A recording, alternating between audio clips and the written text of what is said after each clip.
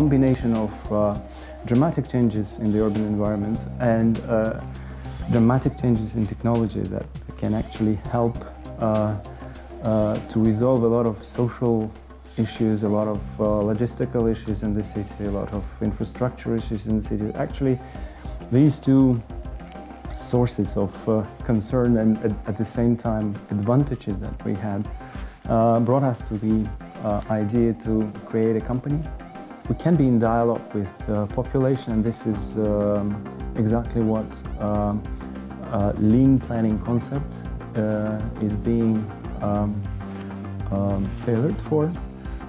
So basically you are not predicting future, but you are going along with the population, with the movement, with the perception of population, with the trends, with the anomalies, etc. So you actually are sharing risk rather than you predict the future. We use information from social networks, which is public. So we do semantic analysis of posts and tweets and trying to figure out people's sentiments about certain places.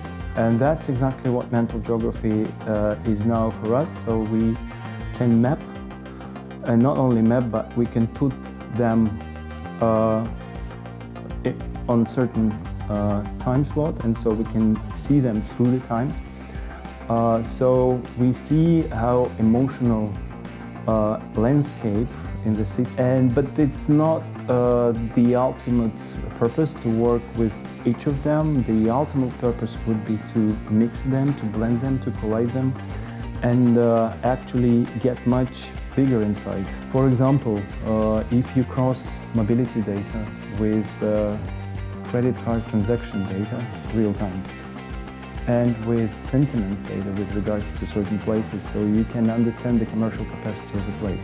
Chronotop is space and time in one package. So we used all these concepts and we applied them for our data analysis. So we unfold city and add the third dimension. But the third dimension for us is not height, but time. We decided to figure out what could be done with those places in New York City that are degrading because of the high rental price. Commercial rent is very high. Activity in these areas is also very high.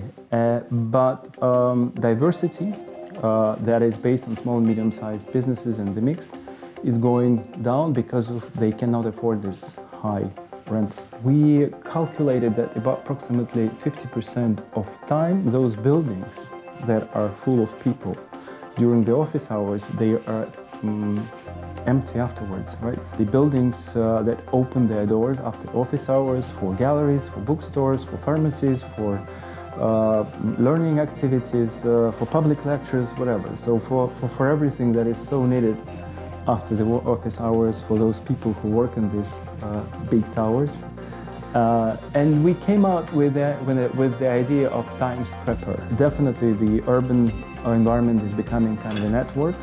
So while the city is no longer a place, it's a network. And actually a lot of people would like and prefer to be on the edge between city and something different. And now in Europe you see, especially in Germany, for example, instead of living in certain city, which of course offers you a lot of diversity, so people would move to a remote place, but since it's connected, so instead of being dependent upon one city and the diversity that it offers, they can be exposed to 5 or 6 cities. That's exactly what we need to explore, because, well, so far we have been working with the big concentration of people, and this is the city, classical city kind of concept, right? So, but network city is not explored very well. It does exist as a concept, but now we see that it's becoming a kind of a reality. Vodafone One, el todo en uno de última generación.